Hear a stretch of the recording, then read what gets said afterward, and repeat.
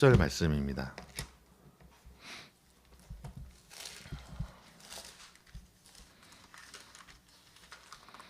요한복음 10장 9절에서 10절 말씀. 제가 가지고 있는 성경으로는 신약 성경 163면이 되겠습니다. 우리 9절 10절 말씀 두 절의 말씀을 같이 봉독하겠습니다. 9절입니다. 내가 문이니 누구든지 나로 말미암아 들어가면 구원을 받고 또 들어가며 나오며 꼴을 얻으리라. 도둑이 오는 것은 도둑질을 하고 죽이고 멸망시키려는 것뿐이요 내가 온 것은 양으로 생명을 얻게 하고 더 풍성히 얻게 하려는 것이라. 아멘. 기도하겠습니다. 사랑의 하나님 아버지, 감사합니다.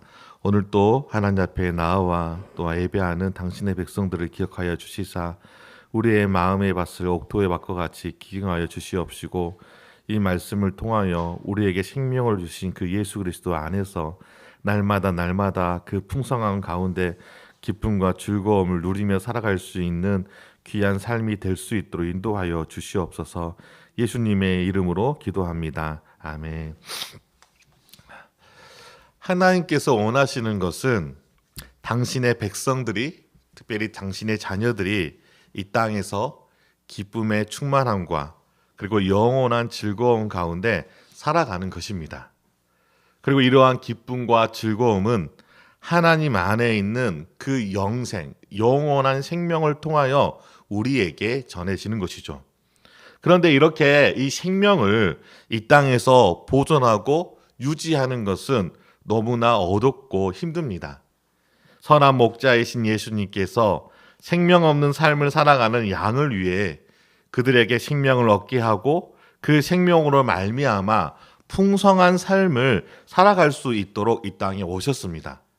우리가 생명에 참여할 수 있도록 하는 방법은 우리의 생각과 다른, 즉 생명에 참여할 수 있도록 당신의 생명을 우리에게 대신 내어줌으로 우리가 그 새 생명을 얻게 되어지는 것이죠. 이처럼 생명을 얻는 데 있어서 다른 생명을 희생하지 않고서는 우리가 결코 생명을 얻을 수가 없다는 것입니다.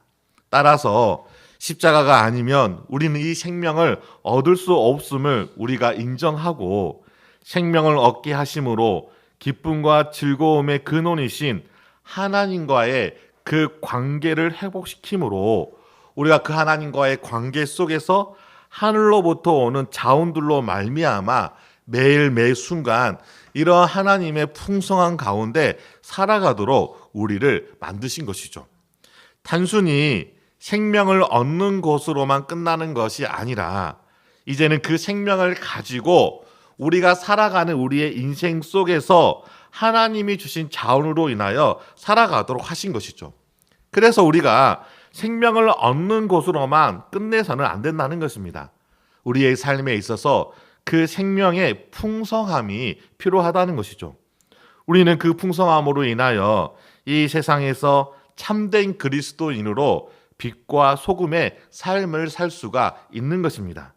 그 삶을 통해 우리가 얻는 것은 그 안에서의 영원한 안식과 우리의 삶의 기쁨과 즐거움이라는 것이죠. 이처럼 하나님은 우리에게 모자라거나 부족함이 없이 살아갈 수 있도록 풍성하신 하나님의 그 은혜를 우리에게 허락하여 주신 것입니다. 하나님은 이처럼 모든 사람들 중에 한 사람도 빠짐없이 그리스도 안에서 구원함을 받아 하나님의 자녀가 된 모든 백성들을 향하여 부족함이나 모자람이 없이 후히 주시고, 또한 꾸짖지 아니하시고 넘치도록 주시는 그런 풍성하신 하나님이심을 우리는 잊지 말아야 한다는 것이죠. 이미 여러분들이 신앙생활하는 과정 속에서 그리스도를 통하여 이와 같은 하나님의 풍성하신 사랑과 은혜를 경험한 사람들이라는 것입니다. 그렇다면 우리가 이런 예수 그리스도를 통하여서 풍성하신 하나님의 은혜와 사랑을 경험했다면 지금 현재 우리가 살아가는 지금의 우리의 삶 속에서 그러한 풍성함이 있느냐라고 질문을 던진다면 여러분들은 어떻게 이야기할 수가 있겠습니까? 매 순간 우리의 마음의 안정과 삶의 풍요로움 속에서 기쁨과 즐거움을 느끼며 또한 우리가 관계 맺고 있는 사람들과의 관계 속에서 따뜻한 사랑을 경험하면서 여러분들이 살아가고 있습니까? 마음의 확신으로 그 어떠한 어려움도 나에게는 전혀 문제가 되지 않고 또한 그러한 삶을 살아가고 있느냐라고 여러분들에게 묻는다면 이 질문에 자신 있게 대답할 수 있는 사람은 그렇게 많지가 않는다는 것이죠. 그래서 우리의 삶 속에서 경험되어지는 풍성함보다는 매 순간 부족함이나 모자람이 없이 풍성히 채워주시는 그 하나님의 은혜의 말씀은 내가 믿고 또 내가 그 말씀에 대하여서 신뢰하지만 여전히 내 삶 속에서 부족하고 모자라는 그러한 삶의 문제들은 우리 그리스도인들이 신앙으로 살아감에 있어서 많은 혼란을 가져오게 한다는 것이죠. 우리가 전도를 하거나 신앙의 교제를 나누다 보면은 이런 말을 하거나 또는 들을 때가 있습니다. 예수님을 잘 믿으면 우리의 삶은 잘 될 것이야. 또한 그렇게 생각을 했는데 실상 지금 내가 살아가는 삶은 그렇지 않다는 것이죠. 오히려 이전보다 내가 하나님을 알지 못하였을 때보다 지금은 더 많은 부담감 때문에 그것들 때문에 또한 우리가 힘들어할 때가 많이 있다는 것이죠. 실제로 우리가 사는 삶은 성경에서 보여지는 믿음의 조상들의 모습이라든가 그리고 말씀과 달리 풍요롭지 못할 때가 많기 때문이라는 것이죠. 그렇기 때문에 우리가 말씀으로는 이해는 하는데 부딪히는 삶의 문제들로 인하여서 그 말씀과 전혀 다른 삶을 살아갈 때 그 말씀과의 괴리로 인하여서 우리의 신앙에 갈등이 일어나게 된다는 것입니다. 그렇기 때문에 우리가 믿음 생활하면서 이러한 문제를 해결하지 않는다면 우리는 10년이든 20년이든 30년이든 신앙생활을 계속하지만 여전히 제자리에서 걸을 수밖에 없는 그러한 믿음의 성장이 없이 그냥 그러한 신앙의 그러한 모습으로 살아가게 된다는 것이죠.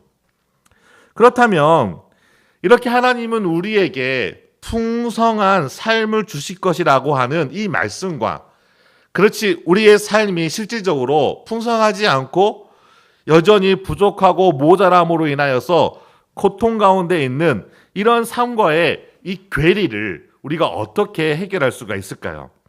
먼저는 우리가 하나님에 대한 확신을 가져야 한다는 것입니다. 즉 하나님으로부터 오는 일체의 모든 것은 우리를 풍요롭게 한다는 이 사실에 대하여서 우리는 마음에 확신을 가져야 한다는 것이죠. 그렇기 때문에 모자라거나 부족하다고 해서 이 모든 것들이 하나님의 능력이 부족하거나 하나님께로부터 오는 은혜가 모자라서 생기는 문제가 아니라는 것이죠. 무엇에 대한 문제입니까? 내 마음속에 하나님에 대한 확신이 없기 때문에 발생되어지는 문제라는 것입니다. 요한은 요한일서 4장 4절에 자녀들아 너희가 하나님께 속하였고 또 그들을 이기었나니 이는 너희 안에 계신 이가 세상에 있는 자보다 크심이다 라고 우리에게 가르쳐주고 있습니다. 자 보십시오. 이 말씀을 보면 우리는 하나님께 속한 존재들입니다. 그리고 우리 안에 계신 하나님은 세상에 있는 그 누구보다도 큰 자이기 때문에 세상에 있는 그 어떤 것으로도 하나님을 이길 수 있는 그 무엇이 존재하지가 않는다는 것이죠. 왜냐하면 이미 예수 그리스도께서 십자가를 지심으로 사탄의 머리를 깨부셨기 때문이라는 것입니다. 그렇기 때문에 네 안에 계신 하나님으로 인하여 우리는 이 세상에서 이기지 못할 것이 없다는 것입니다. 더욱이 바울은 빌립보서 2장 13절에 다음과 같이 말씀합니다. 너희 안에서 행하시는 이는 하나님이시니. 그러니까 요한일서 4장 4절 말씀에서도 우리 안에 계신 이가 하나님이시다라고 이야기해 주고 있습니다. 그러니까 여러분들이 십자가를 통하여서 구원을 받은 하나님의 자녀라면 이미 여러분들 안에는 이와 같이 성령 하나님이 내주하고 계심을 우리는 잊지 말아야 한다는 것이죠. 이 하나님이 자기의 기쁘신 뜻을 위하여 너희에게 소원을 두고 행하게 하시나니. 우리 안에는 하나님이 거하시고 그 하나님께서 우리에게 소명을 주셨다는 거예요. 소원을 주셨다는 거예요. 근데 그 소원은 어떤 소원이죠? 하나님이 기뻐하는 소원이라는 거예요. 하나님이 기뻐하심으로 이 세상이 창조되었어요. 그렇기 때문에 이 세상에 있는 모든 피조물 안에는 하나님의 신성과 영광이 있는 것이죠. 그래서 바울은 로마서 1장에 결코 너희들이 핑계할 수가 없다는 거예요. 왜냐하면 모든 만들어진 피조물 안에는 하나님의 신성과 영광이 있기에 그것을 우리에게 익히 보여 알 수 있도록 증거되었기 때문에 너희가 결코 핑계할 수가 없다는 거예요. 그러니까 하나님이 없어, 하나님이 존재하지 않아 라고 하는 것은 결코 하나님의 그 진노로부터 피할 수 없는 그들의 죄악이라는 것을 바울은 우리에게 지적하고 있는 것이죠. 이와 같은 하나님의 기쁘심으로 만들어진 이 세상의 창조물과 같이 하나님은 지금도 여러분들 마음속에 당신의 기쁘신 뜻과 계획을 행하기 위하여서 우리 안에서 역사하신다는 거예요. 그것을 우리는 하나님의 열심이다라고 말할 수가 있는 것입니다. 한번 생각해 보시기 바랍니다. 이 땅에 존재하는 인간도 정말로 죽을 둥 살 둥 최선을 다해서 살아가더라 하더라도 항상 부족함이 투성인 거예요. 그런데 이 모든 것을 창조하시고 지금도 이 모든 것들을 다스리고 계신 하나님이 여러분들 한 사람 한 사람을 위하여서 지금도 열심히 일하신다면 우리의 삶 속에 못 이루어질 일이 없다는 것이죠. 그것인데 그것이 안 이루어지는 이유가 무엇이겠습니까? 그것은 우리가 그것을 우리의 욕심을 채우려고 그러한 것들을 우리가 구하기 때문에 이루어지지 않는다는 거예요. 더욱이 야고보서 1장 17절에 보면은 우리 안에 계신 하나님이 우리에게 온갖 좋은 은사와 온전한 선물이 다 위로부터 빛들의 아버지께로부터 내려오나니 그는 변함도 없으시고 회전하는 그림자도 없으시니라. 온갖 좋은 은사와 온전한 선물이 다 위로부터 내려오는 거예요. 누구에게? 그리스도를 통하여서 새 생명을 얻은 자에게.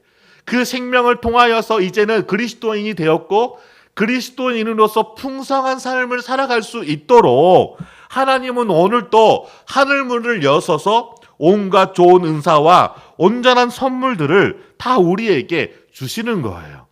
근데 여기서 중요한 것은 이런 하나님이 변함이 없으시다는 것이죠. 인간은 너무나 잘 변해요. 사랑해서 결혼했는데 그 사랑이 지속되어지지 않아요. 끊임없이 사랑하는 사람들에게 상처를 주고 그 말들을 어기면서 거짓말을 하며 그렇게 가슴 아프게 하는 것이죠. 인간의 삶에 그 세상에 존재하는 그 어떤 인간들 중에 변함없이 초지일간 자신의 삶을 살아가는 사람들은 그렇게 많지 않을 것입니다. 그렇기 때문에 우리는 인간을 볼 때마다 실망할 수밖에 없고 낙담할 수밖에 없는 거예요. 그래서 하나님은 믿음의 대상으로 인간을 허락하신 것이 아니라는 것이죠. 우리의 믿음의 대상은 언제나 변함이 없으시는 그 하나님이시라는 거예요. 그러니까 우리를 사랑하신 하나님은 끝까지 우리를 사랑하시는 거예요. 왜? 하나님의 사랑은 변함이 없으시기 때문에. 그 변함없이 신실하신 하나님께서 우리를 지켜주신다고 약속하셨으면 그 약속은 어느 순간에도 변하지 않고 끝까지 우리를 지키시는 그 하나님이심을 우리는 놓치지 말아야 한다는 것입니다. 이처럼 하나님께로부터 오는 모든 것들은 우리를 풍요롭게 합니다. 눈앞에 펼쳐진 우리의 현실의 삶이 비록 어둡고 힘겨울지라도 전능하신 하나님에 대한 확신을 갖고 그분을 믿고 그분을 온전히 신뢰해야 한다는 것이죠. 왜 그러냐면 지금 눈앞에 있는 문제가 나에게 고통을 가져다 주고 또한 그 문제로 인하여서 그 하나님에 대해서 가리운 것처럼 보이지만 그 상황 속에서도 하나님은 우리의 삶 속에서 풍성함을 가지고 살아갈 수 있게 하기 위하여 우리를 향하여 일하시고 계시기 때문이라는 것이죠. 눈에 보이는 현실의 문제가 눈에 보이지 않는 하나님의 존재에 대한 의심이 되어지지 않도록 나에게 이루어진 이 구원의 확신을 가져야 한다는 것입니다. 운동선수들이 경기가 잘 풀리지 않고 계속해서 침체가 계속되어졌을 때 많은 전문가들은 코치들은 그 운동선수에게 기본으로 돌아가라라고 말을 합니다. 기본으로 돌아가 다시 한번 자신의 상태를 점검하고 그 기본적인 것을 열심히 할 때 그 침체되어졌던 그런 모습들은 다시금 회복되어진다는 것이죠. 우리의 신앙도 마찬가지라는 것입니다. 우리의 신앙 속에서도 우리가 많은 어려움이 있지 않겠습니까? 그런 많은 문제들로 인하여서 시련들로 인하여서 우리가 넘어질 때도 있고 뒤로 물러설 때도 있다는 것이죠. 그럴 때마다 우리는 기본으로 돌아가야 합니다. 신앙의 기본은 무엇이겠습니까? 바로 복음이라는 것이죠.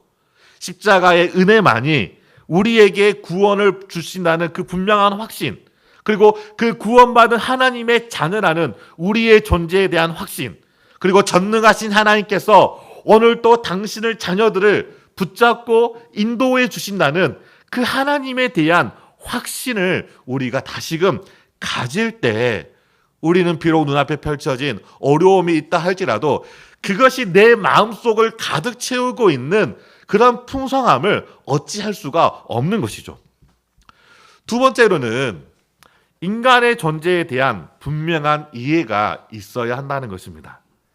어떤 이해가 필요합니까? 두 가지가 있는데 첫 번째로는 인간은 한없이 약한 존재라는 거예요.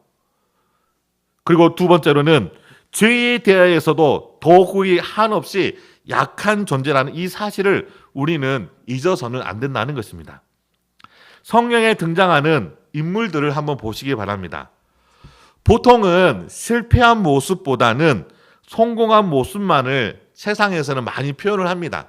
그래서 사람들로 하여금 그 성공한 모습을 쫓아가도록, 그런 성공한 모습을 따를 수 있도록 이 세상의 책들은 그러한 성공적인 모습, 어떻게 하면 10억을 모을 수 있을 것인가, 어떻게 하면 주식 투자를 잘할 수 있을 것인가, 어떻게 하면 부동산 투자를 잘해서 부자가 될 수 있을 것인가, 그래서 자신의 어떤 부분들을 강조하는 것이죠. 그런데 성경은 이러한 성공하는 모습보다는 죄로 인해 실패한 모습들을 가감없이 그것에 대하여 기록함으로 인간의 이러한 하나없는 약한 존재임을 우리에게 알려주고 있는 것이죠. 하나님이 최초에 창조하신 아담을 보시기 바랍니다. 자신의 잘못을 인정하지 않고 그 책임을 하나님과 하와에게 떠넘깁니다. 아브라함은 어떻습니까? 믿음의 조상이라고 우리가 이야기하지만 하나님의 약속을 의심하였을 뿐만이 아니라 자신의 사랑하는 아내를 누이라고 2번이나 속이게 되어지는 것이죠. 다윗은 또 어떠합니까? 이스라엘 민족 중에 가장 위대한 왕이라고 올리면서도 이 다윗을 보면 자신의 잘못을 숨기기 위하여 우리아를 전쟁터에서 보내어 죽게 만든 것이죠. 이처럼 성경은 인간에 대하여 한없이 연약한 그러한 존재로 우리에게 묘사하고 있는 것이죠. 그래서 예수님도 이런 인간을 대하여서 한없이 약한 동물인 양에 비유하고 있는 것입니다. 죄에 약하다는 것은 자신 안에 있는 정욕에 한없이 약한 존재임을 우리에게 말해주고 있는 것이죠. 그래서 요한일서 2장 16절에 세상에 있는 모든 것이 육신의 정욕과 안목의 정욕과 이생의 자랑이니 다 아버지께로부터 온 것이 아니요 세상으로부터 온 것이라. 이 세상을 가득 채우고 있는 이 정욕들에 우리가 너무나 약한 거예요.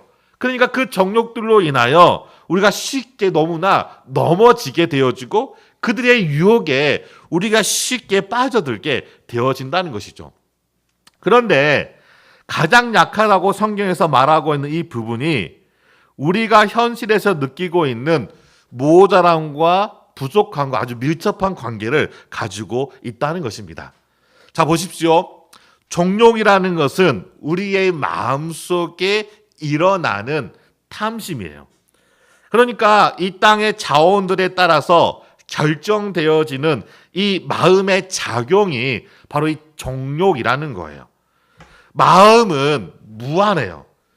그런데 이 무한한데 우리가 원하는 이 정욕의 대상들은 아주 유한하다는 거예요. 그러니까 마음은 무한한데 그 마음 속에서 계속적으로 요구하고 있는 이 정욕들은 유한하기 때문에 이 마음의 이 무한한 상태를 채울 수가 없는 거예요. 무한이라고 하는 이 단어는 수량이나 정도의 제한이나 한계가 없는 것을 말하는 것입니다. 그러니까 다 헤아릴 수 없는 그러한 상태를 의미하는데 그것이 바로 우리의 마음의 성향이라는 거예요. 우리의 마음의 성향은 이 세상에 있는 그 모든 것들을 다 가득 채운다고 하더라도 우리의 마음이 흡족하지가 않는 거예요. 왜 그러냐면 결코 우리의 마음을 이 세상에 있는 것들로 채울 수가 없기 때문이라는 것이죠. 한번 생각해 보시기 바랍니다. 수학에서 무한이라는 기호가 있지 않겠습니까? 그 무한에 어떤 것을 채워도 그 무한의 성질은 바꿔줄 수가 없어요. 채울 수 있는 것이 없지요. 무한을 변화시킬 수 있는 것은 존재하지가 않아요. 그러니까 무한한 마음을 가지고 살아가는 우리 인간이 그 정욕으로 인하여 이 마음속에 세상에 있는 것들을 가득 채우려고 하지만 채워지는 것들로 인하여 만족하고 기쁨과 즐거움을 누리며 살아가야 되지만 채워지지 않기 때문에 허전할 수밖에 없는 것이죠. 이것이 바로 마음을 가지고 있는 인간의 가장 큰 문제라는 것입니다. 무언가가 그것을 소유하면 그 만족감이 영원하면 좋은데 소유하면 소유할수록 그것에 대한 만족감이 커지게 되어지고 그렇게 커진 만족감을 채우기 위하여 더 많은 것을 소유하려고 하지만 또한 소유하지 못했을 때 더 심각한 것은 지금까지 느꼈던 그 모든 기쁨의 감정들이 단 하나를 소유하지 못함으로 그 모든 것이 다 허물어지게 되어지는 거예요. 그러니까 인간이 많은 것을 이루고 또 많은 것을 가졌다고 해서 그 마음속에 출렁거리는 그 허무감을 우리가 결코 놓지 못한다는 것이죠. 그 허무함이 깊어지면 깊어질수록 우리는 우울해지고 그 우울은 우리의 삶을 집어삼킨다는 것입니다. 또 한 가지 더 큰 문제는 무엇입니까? 우리가 열심을 다하여서 무엇인가를 원하고자 하는 그 목적을 이루었을 때 그때 잠깐 그 이루어진 일들로 인하여 우리의 마음은 한순간에 만족을 느끼게 되어지는 것이죠. 그리고 기뻐합니다. 그런데 그 만족과 이 기쁨은 한순간이고 그런 모든 것을 이루었을 때 그 뒤에 무언가가 알 수 없는 허전함이 밀려와 결국은 그런 허전함을 채우기 위하여서 많은 사람들이 마약이나 그런 중독에 빠지는 이유가 바로 여기에 있는 것이죠. 이렇게 우리의 마음이 무한한데 정욕으로 채울 수 없으므로 이렇게 허무할 수밖에 없는 그 이유가 무엇입니까? 성경은 그것을 죄가 가져다 준 영향이라고 우리에게 말하고 있습니다. 채워지지 않는 육체의 정욕은 끊임없는 갈등을 일으키는데 그 원인은 망가진 영혼에 있기 때문이라는 것이죠. 망가졌다는 것은 죄로 인해 우리의 영혼이 죽은 상태로 그 기능을 상실되어졌다는 것을 의미합니다. 영혼이 제 기능을 하지 못하기 때문에 인간은 한없이 연약해질 수밖에 없다는 것이죠. 그렇다면 영혼이라는 것은 무엇일까요? 영혼이라는 것은 짧게 정의를 하면 하나님과의 인격적인 관계를 위한 소통이며 우리의 생명의 근원이 되어지는 것이죠. 잠언 4장 23절 말씀에 보면은 모든 지킬 만한 것 중에 내 마음을 지키라. 생명의 근원이 이에서 남이니라 라고 말하고 있습니다. 그러니까 우리가 이 세상에 지킬 것들이 많이 있지만 그것들보다 우선적으로 무엇을 지켜야 되냐? 바로 우리의 마음을 지켜야 한다는 거예요. 왜 그렇습니까? 이 마음에서 생명이 나기 때문이라는 것이죠. 그럼 여기서 이 구약에서 말하고 이 마음이라는 것은 인간의 내면, 우리 내면의 세계가 있지 않겠습니까? 그 내면의 세계를 총칭하는 그런 표현이 이 마음인데, 이 마음은 바로 영혼의 기능으로 생겨나게 된 상태라는 것이죠. 그러니까 이 마음은 영혼의 기능이고 이 마음이 생명의 근원이라고 한다면 우리의 영혼은 당연히 생명의 근원임을 우리가 알 수가 있는 것이죠. 그런데 사람들은 어떻습니까? 영혼보다는 육체에 관심을 더 가지고 살아가는 것이죠. 아니, 영혼 자체에 관심을 가지고 있지 않는다는 것입니다. 영혼과 비슷한, 즉 영혼의 기능적인 역할인 어떤 자아라든가 이 마음에 대해서는 어느 정도 사람들은 인식을 하고 있어요. 그래서 상담이라든가 심리학을 통하여서 우리의 자아라든가 우리의 마음을 어떻게 하면 건강하게 할 수 있을 것인가에 대하여서 많은 사람들은 관심을 가지고 있는 것이죠. 그래서 자기에게 선물을 준다든가 어떠한 자기에게 특별한 일을 함으로 내 마음, 내 자아가 건강해질 수 있다라고 생각을 하는 것이죠. 그런데 그것은 어떻게 보면은 반틈 맞는 생각을 할 수 있겠지만은 본질적인 그 마음과 그 자아의 기능, 이것은 바로 영혼의 기능의 역할이거든요. 그러니까 우리가 이런 마음과 자아보다는 그거의 본질적인 영혼에 관심을 가지지 않는 한 우리의 이 마음과 자아가 일으키는 이런 문제들을 해결할 수가 없다는 것이죠. 영혼에 대한 무지한 자들을 향하여 예수님은 마태복음 10장 28절에 다음과 같이 우리에게 경고하고 있습니다. 몸은 죽여도 영혼을 능히 죽이지 못하는 자들을 두려워하지 말고 몸과 영혼을 능히 지옥에 멸하실 수 있는 일을 두려워하라라고 우리에게 경고하고 있는 것이죠. 영혼이 죄로 인하여 죽었기 때문에 예수님의 말씀처럼 하나님을 두려워하기보다는 하나님보다 오히려 우리의 몸을 좌지우지하는 그러한 것들을 우리가 더 두려워하며 살아간다는 것입니다. 그리고 죄로 인해 우리의 영혼은 죽었기 때문에 이제는 인간을 창조하신 하나님뿐만이 아니라 자신 안에 있는 정욕이 자신의 왕 노릇하게 되어져 버린 것이죠.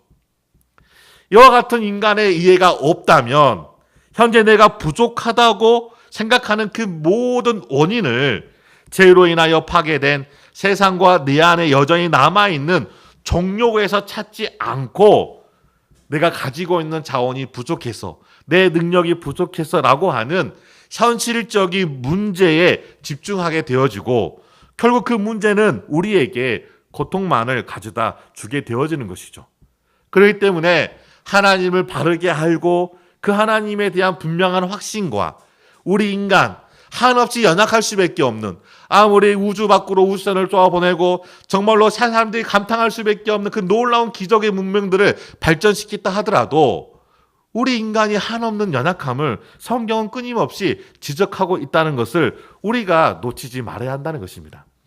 그리고 세 번째로는 우리 인간이 구원받은 하나님의 자녀가 이미 이루어진 구원과 아직 이루어지지 않는 구원 사이에 있다는 이 사실에 대한 이해가 있어야 한다는 것입니다. 하나님이 우리에게 주시는 풍성함은 부족하거나 모자람이 없지만 이미 그리스도를 통해 구원받아 천국에 들어갈 수 있는 시민권을 우리가 얻었다 하더라도 우리는 완전히 완성된 존재가 아니라는 거예요. 여전히 우리의 육체는 불완전하기 때문에 영혼에는 또한 오염된 부분이 남아있기 때문에 여전히 우리가 이 땅에서 죄의 연약한 가운데 넘어질 때가 참으로 많이 있다는 것이죠. 특별히 오늘 우리가 읽었던 이 본문의 말씀에 보면은 구원을 얻다 그리고 꼴을 얻다라고 했을 때 이 얻는다라고 하는 이 표현을 미래 시제로 사용하고 있습니다. 이는 성도가 예수 안에서 누리게 되어지는 그 풍성한 삶이 단 한 번에 주어짐으로 끝나는 것이 아니라 계속해서 지속적이고 영속적으로 채워져야 한다는 것을 강조하기 위하여 미래 시제로 사용하고 있는 것이죠. 이는 마치 전기를 충전하거나 연료를 채워서 움직이는 자동차처럼 아직 우리가 온전하지 않기에 지속적인 하나님의 은혜로 채워져야 우리가 풍성한 삶을 살아갈 수 있는 존재가 될 수가 있다는 것이죠. 이러한 세 가지 이유들로 인하여 현재 주님이 주시는 풍성함을 누리지 못하면서 우리가 살아가고 있는 것이죠. 그러나 하나님은 이 땅에서도 이러한 기쁨과 즐거움 가운데 살아갈 수 있도록 은혜를 주시기 때문에 우리가 어떻게 하든지 지속적인 그 하나님의 은혜 안에 있을 때 우리가 그 생명의 풍성함에 참여할 수가 있는 것이죠. 중요한 것은 오늘 본문이 그 풍성함에 참여할 수 있는 비결에 대하여서 우리에게 말해주고 있는데 9절에 보니까 내가 문이니 나로 말미암아 들어가면 구원을 받고 또는 들어가며 나오며 꼴을 얻으리라 라고 우리에게 말해주고 있습니다. 자, 여기서 공통적으로 사용하는 것이 문이죠. 문을 통과할 때 우리에게 얻는 것이 두 가지입니다. 하나는 구원이고 또 하나는 꼴이라는 것이죠. 로마서 9장 9절과 10절 말씀에 보면 내가 만일 내 입으로 예수를 주로 시인하며 또 하나님께서 그를 죽은 자 가운데에서 살리신 것을 내 마음에 믿으면 구원을 받으리라. 사람이 마음으로 믿어 의에 이르고 입으로 시인하여 구원에 이르니라. 그러니까 그 문을 통과한다는 것은 예수 그리스도를 우리가 나의 구주로 시인하는 거예요. 그래서 예수 그리스도를 통하여서 우리가 구원을 받는다는 것이죠. 우리도 그 문을 통과하였기 때문에 그 예수 그리스도를 통하여 생명을 얻게 되어진 것이죠. 그런데 여기서 이 구원뿐만이 아니라 무엇을 또 말하고 있냐면 꼴에 대해서 이야기하고 있는 것입니다. 자, 꼴이라는 것은 양이 먹는 음식이죠. 근데 이 꼴이라는 것이 양이 먹을 때 한 번만 먹은 것이 아니라는 거예요. 죽을 때까지 이 꼴을 먹음으로 양의 건강을 지속할 수가 있다는 것이죠. 그러니까 우리도 마찬가지라는 것입니다. 그리스도를 통하여서 생명을 얻는 거에만 목적이 있는 것이 아니라 그 생명이 매일매일 꼴을 먹음으로 우리가 풍성해질 수가 있다는 거예요. 꼴을 먹지 못하면 우리의 인생은 생명을 얻었다 할지라도 그 풍성한 가운데 살아갈 수가 없다는 것이죠. 그런데 이 꼴을 어떻게 먹습니까? 들어가며 나오며 얻는다라고 표현을 하고 있는 것이죠. 자, 들어가며 나오는 것은 우리가 너무나 익숙한 알 수 있는 말씀이 요한계시록 3장 20절 말씀에 보면은 볼지어다 내가 문 밖에 서서 두드리노니 누구든지 내 음성을 듣고 문을 열면 내가 그에게로 들어가 그로 더불어 먹고 그는 나로 더불어 먹으리라 라고 말씀해 주고 있는 것이죠. 자, 여기서도 문이라는 곳이 나오고 이 문이라는 것은 출입하는 것을 의미합니다. 우리가 일생생활을 하면서 밖에 나갈 때 그 문을 열고 나가고 또 일을 마치고 집으로 돌아올 때에도 나갔던 그 문으로 다시금 돌아오는 것이죠. 우리는 그 문을 통해서만 예수 그리스도와 더불어 그 꼴을 먹을 수가 있다는 것이죠. 자, 그렇다면 자, 문으로 들어가고 나오는 것을 무엇을 의미하는 것이냐면 그것은 바로 양과 목자의 관계를 말하고 있기 때문에 이것은 그 양과 목자의 관계인 목양을 우리에게 말해주고 있는 것이죠. 즉 목양의 관계 속에서 우리가 그 꼴을 먹을 수가 있다는 거예요. 다른 말로 말하면 우리가 목양의 관계 안에서 우리가 매일 순간 풍성함을 누리며 살아갈 수가 있다는 것이죠. 예수님께서 선한 목자로 오셔서 우리를 구원하신 것도 우리로 하여금 바른 목양 관계 속으로 인도하기 위함인 것이죠. 그러니까 그분이 예수님께서 우리의 진정한 목자가 되셔서 우리로 하여금 안전하게 그 꼴을 먹음으로 아무런 걱정과 염려 없이 풍성함 가운데 살아갈 수 있도록 이 땅 가운데 오신 것이죠. 그래서 11절에 나는 선한 목자라. 선한 목자는 양들을 위하여 목숨을 버리거니와. 그러니까 예수 그리스도를 나의 구주로 고백하는 모든 사람들은 이렇게 예수님과 어떤 관계가 형성되어지는 것이죠? 목양의 관계가 형성되어지는 것이죠. 그래서 우리는 그 예수님을 통하여서 진정으로 꼴을 먹지 않는 한 우리의 삶에 풍성함이 있을 수가 없다는 것입니다. 근데 여기서 문제가 발생합니다. 어떤 문제가 발생하냐면 예수님이 우리의 선한 목자가 되십니다.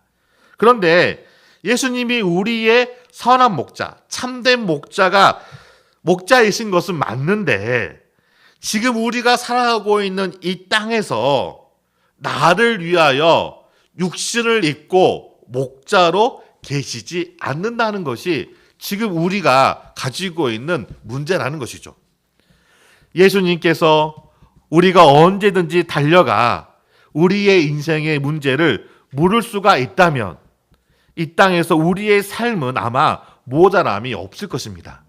그리고 이 자리에서 예수님이 여러분들을 향하여 말씀하시고 예수님이 여러분들을 향하여 진실된 목양을 감당한다면 우리에게 그 어떤 모자람이 있을 수가 있겠습니까? 살아계셔서 우리에게 역사하신 그 예수님이 계시는데 우리의 인생 속에서 부딪히는 그 문제들 중에 해결하지 못할 문제가 어디에 있겠습니까? 그런데 예수님이 지금 우리 곁에 계시지 않는다는 것이 문제라는 것이죠. 자, 여기서 계시지 않는다는 것은 가시적으로 육체를 가지고 우리와 함께 계시지 않음을 의미하는 것이죠. 왜냐하면 예수님은 육체를 가지고 우리와 함께 계시지 않지만 우리는 이미 말씀을 통하여 은혜를 통하여 예수님이 나와 함께 계시구나라고 하는 사실을 이미 경험하였기 때문에 이 문제를 말하는 것이 아니라는 것이죠. 그렇다고 해서 예수님이 우리와 함께 계시지 않는다라고 말할 수가 없는 거예요. 왜냐하면 지금도 하늘 우편 보좌에서 우리를 위해 중보하고 계시기 때문이라는 것입니다. 예수님께서는 육체로 우리와 직접 함께 계시지는 않지만 우리가 매 순간 풍성함을 누리며 살아갈 수 있도록 우리에게 무엇을 허락하여 주셨냐면 바른 목양의 관계를 허락하여 주신 것이죠. 그래서 우리는 하나님이 그 목양을 위해 세우신 그 목자를 통해 그 목양 안에서 우리가 풍성함을 누릴 수가 있는 것입니다. 우리가 예배를 통해 하나님을 인격적으로 만나고 또한 은혜를 받지만 그 은혜를 풍성히 누릴 수 있기 위해서는 우리의 목양 관계가 건강해야 한다는 것입니다. 왜냐하면 목양을 통해 풍성함을 누릴 수 있도록 하나님께서 이러한 목양의 질서를 세우셨기 때문이라는 것이죠. 그렇기 때문에 여러분들이 풍성함을 느끼지 못하는 여러 가지 이유들이 있겠지만은 그 본질적인 이유 가운데 하나가 무엇이냐면 지금 내가 나의 신앙생활에서 목양이 없기 때문에 그렇다는 거예요. 아무 여러분들이 새벽 예배 열심히 다니고 전도 열심히 하고 그 다음에 열심히 교회 일을 섬긴다 할지라도 목양 하나님이 세우신 그 질서 안에서의 그 목양 관계가 형성되어 있지 않으면 여러분들의 신앙은 결코 잘할 수가 없는 거예요. 그런데 여기서 이 목양 관계에서 대두되어지는 문제가 바로 하나님이 세우신 목자로서의 문제가 생기다는 것이죠. 참된 목양 안에서 풍성함과 생명과 그 풍성함을 누리기 위해서 우리는 질서 가운데 세우신 그 목자를 분별할 수가 있어야 한다는 것이죠. 그래서 예수님은 그 생명을 주시기 위해서 오신 그 말씀을 하신 다음에 우리가 어떻게 이 목양의 질서 속에서 세우신 이 목자를 분별할 수 있을 것인가에 대하여서 가르쳐주고 있는 거예요. 10절 말씀을 보시기 바랍니다. 도둑이 오는 것은 도둑질하고 죽이고 멸망시키려는 것뿐이요 내가 온 것은 양으로 생명을 얻게 하고 더 풍성히 얻게 하라는 것이다. 자, 목자이긴 한데 뭐가 있다고 말하고 있죠? 도둑이 있다라고 말하고 있는 것이죠. 그러니까 목회자들은 자신이 도둑이 되지 않기 위하여서 항상 하나님과 예수 그리스도와의 참된 목양 관계에 있어야 한다는 것입니다. 그러니까 양들도 마찬가지, 양들도 예수 그리스도와 참된 인격적인 관계 속에 있어야 되지만 도둑이 하나님이 목자로 세우신 이 목회자들은 더더욱더 하나님 안에서 그리스도와의 그 인격적인 관계를 위하여 끊임없이 분투하는 삶을 살아가야 한다는 것이죠. 근데 여기서 보면은 선한 목자와 이 도둑의 공통적인 것이 있어요. 선한 목자도 생명의 관심을 가지고 있고 도둑도 생명의 관심을 가지고 있는데 똑같은 점은 생명에 둘 다 관심을 갖고 있는데 차이점은 무엇이냐면 도둑은 자신의 유익을 위하여 그 양의 생명을 취한다는 거예요. 자, 보십시오. 선한 목자는 그 양의 생명을 위하여 자신의 생명을 기꺼이 버리는 그러한 목자가 선한 목자인데 이 도둑은 어떻습니까? 도둑은 자신의 유익을 위하여 서슴없이 그 양의 생명을 취해버려요. 이게 도둑이 갖고 있는 특징이라는 거예요. 요한복음 10장 1절에 보면은 이 도둑에 대해서 더욱더 이야기해주고 있는데 문을 통하여 양의 우리에 들어가지 않고 다른 데로 넘어가는 자는 절도며 강도라라고 하고 있어요. 그러니까 그리스도를 통한 참된 구원이 없고 그리스도와의 인격적인 관계 속에서 예수님을 통한 목양을 받고 있지 않는 목회자들은 다 뭐라는 거예요? 다 절도고 강도라는 것을 우리에게 가르쳐주고 있는 것이죠. 그리고 이 도둑에 대하여 12절에 보면은 무엇으로 표현하고 있냐면 삭군 목자라라고 표현하고 있어요. 삭군 목자인 까닭에 그는 양을 돌보지 않고 오로지 자신에게만 초점을 맞추고 있다는 것입니다. 자기 양이 아니기 때문에 이리가 오는 것을 보면 양을 서슴없이 버리는 거예요. 그리고 어떤 목적에 따라서 그 양을 취하는 것이죠. 예수님은 이러한 삭군 목자를 거짓 선지자들이라고 표현하고 있습니다. 그래서 마태복음 7장 15절에 거짓 선지자들을 삼가라. 양의 옷을 입고 너희에게 나오나 속에는 노력하는 일이라 라고 이야기해 주고 있는 것이죠. 이러한 삭군에 대하여 성경에서는 다양한 표현을 하고 있는데 바울은 갈라디아서 2장 4절에 보면은 가만히 들어온 거짓 형제들, 그 형제들은 우리를 종으로 삼으려고 한다는 거예요. 기꺼이 우리를 위해서 헌신하는 것이 아니라 어떻게 하면 그 양들을 자기의 목적을 이루기 위한 수단으로 삼는다는 것이죠. 이러한 일들이 이상한 일이 아니라는 거예요. 그래서 바울도 고린도 후서 11장 14절에 15절 말씀에 다음과 같이 이야기해요. 이것은 이상한 일이 아니니라. 사탄은 자기를 광명한 천사로 가장하나니 그러므로 사탄의 일꾼들도 자기를 의의 일꾼으로 가장하는 것이 또한 대단한 일이 아니니라. 그들의 마지막은 그 행위대로 되니라. 그러니까 대단한 일이 아니라는 거예요. 너무나 익숙한 일이고 어느 곳에든지 이런 삭군 목자들이 있고 그 목자들로 인하여 교회가 어지럽히게 되어지고 망가지게 되고 부서지게 되어지고 영혼들이 양떼들이 요리하고 방황할 수밖에 없게 되어진 것이죠. 그런데 예수님은 이 삭군 목자와 참된 목자를 분별할 수 있도록 하셨다는 거예요. 무엇을 통하여서 분별할 수 있습니까? 자, 세 가지입니다. 하나는 목자도 그 문을 반드시 통과해야 한다는 거예요. 주는 그리스도시요 살아계신 하나님의 아들이라는 신앙의 고백이 그 목자에게 항상 있어야 한다는 것입니다. 즉 예수님과 인격적인 만남이 있느냐라고 하는 그런 문제가 대두되어지는 것이죠. 예수님과 깊은 만남을 가지고 있어야 한다는 것을 우리에게 말해주고 있는 것이죠. 그래서 성도들과 목자의 올바른 목양의 관계가 형성되기 위해서는 목자도 그리스도에 대한 고백이 있어야 되고 양들도 그리스도에 대한 고백이 있어야 되어지는 거예요. 그 문을 둘 다 통과해야지만이 목양의 관계가 형성이 되어진다는 것입니다. 두 번째로는 양은 음성을 듣는다라고 우리에게 말해주고 있습니다. 자, 목자의 음성을 듣는다고 말하는데 목자의 무슨 음성을 들을까요? 자, 당장 이렇게 하십시오. 이렇게 강압적인 목사의 말은 하나님의 말씀이기 때문에 이렇게 해야 합니다. 이런 말을 듣는 것이 아니라는 거예요. 그러면 양이 목자의 음성을 듣는다는 것은 뭘 의미하는 것이냐면 목사를 통하여서 다른 하나님의 말씀이 선포되어졌을 때 그 하나님의 말씀을 그 목자를 통하여서 듣는 거예요. 그래야지만이 그 양이 그 목자를 참된 목자인지 거짓 목자인지를 분별할 수가 있는 거예요.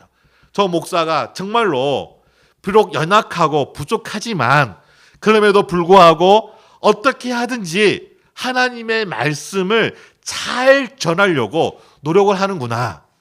정말로 다른 어떠한 목사들보다 탁월한 언변의 능력이 없고 그 어떠한 정말 사람들보다 더 높은 수준의 그런 대학을 나오지 않는다 할지라도 정말로 저 목회자는 어떻게 하든지 간에 하나님의 말씀을 바르게 전하기 위하여서 양떼들을 그 말씀의 꼴을 먹여서 바르게 세우기 위하여서 그렇게 노력하는 그런 분이구나 라고 하는 사실을 알 수 있도록 목회자는 항상 하나님의 말씀만을 바르기 위하여 전하기 위하여서 힘써야 한다는 것이죠.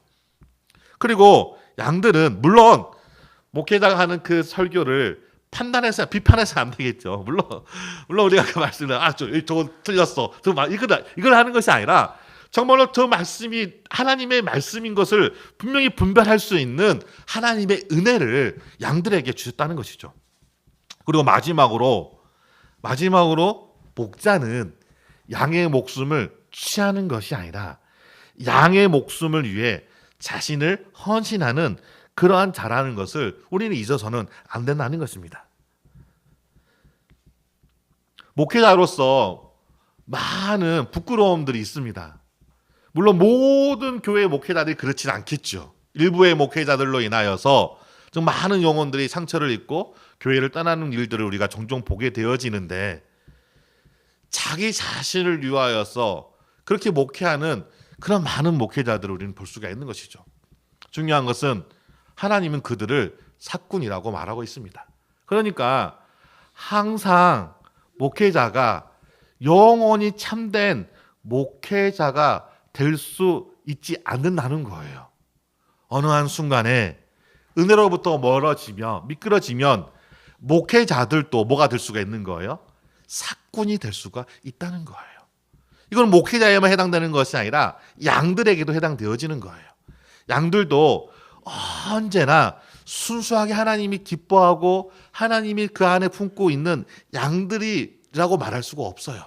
우리 양들도 하나님의 그 은혜를 우리가 저버리고 그 은혜 아래 있지 않으면 양의 탈을 쓴 의리처럼 우리가 교회의 질서를 어지럽히고 교회를 깨트릴 수가 있다는 거예요. 그러니까 나는 영원히 참된 목회자로 살아갈 수 있어. 나는 영원히 참된 양으로 살아갈 수 있어. 라고 자신하지 마시기 바랍니다. 매 순간 하나님의 은혜를 우리가 구하고 그 은혜 아래 있지 않으면 나도 한순간에 미끄러져 사꾼이 될 수가 있고 이리가 될 수 있다는 사실을 우리는 잊지 말아야 한다는 것이죠. 말씀을 맺도록 하겠습니다. 여러분은 이미 예수 그리스도를 통해 새 생명을 얻은 사람들입니다. 그리고 그 생명으로만 연장하는 것이 아니라 그 생명의 풍성함으로 살아갈 수 있도록 오늘 또 하나님은 우리에게 은혜를 허락하여 주십니다. 그러나 우리는 이 생명을 갈취당하고 있는 것이죠. 자신 안에 있는 종욕에 세상으로부터 끊임없이 갈취당하고 있기에 마치 마지막 생명을 유지는 의료적인 기구를 의하여 살아가는 것과 같이 우리가 살아가고 있다는 것입니다. 생명이신 예수 그리스도를 바라보시기 바랍니다.